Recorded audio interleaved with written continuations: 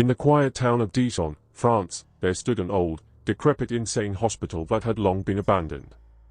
Locals whispered stories of the horrors that had taken place within its walls, tales of tortured souls and unspeakable acts.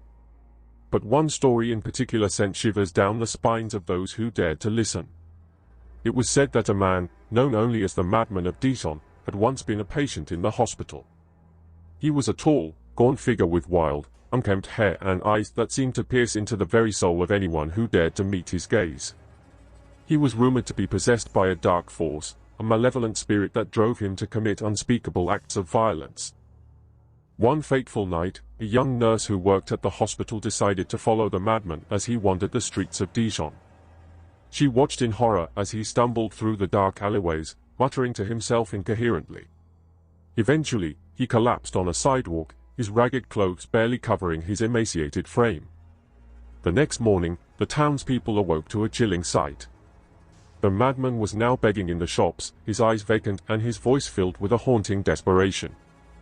As the day wore on, he grew increasingly erratic, stripping off his clothes and running through the streets almost naked, his laughter echoing through the empty alleyways.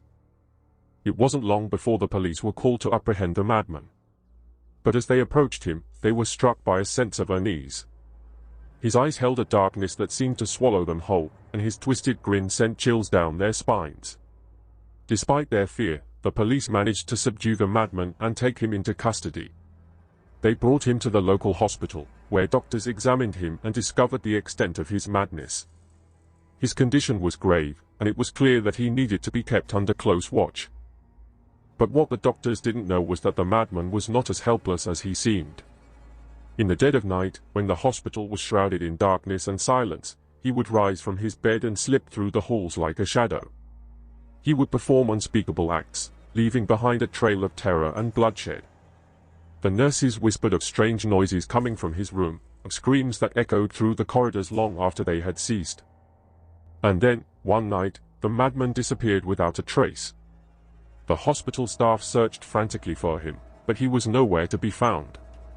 Some say he still haunts the abandoned halls of the insane hospital, his malevolent spirit lurking in the shadows, waiting to strike again. To this day, the legend of the Madman of Dijon lives on, a terrifying tale that sends shivers down the spines of all who hear it. And those who dare to venture near the old insane hospital do so at their own peril, for they may come face to face with the true horror that lies within its walls.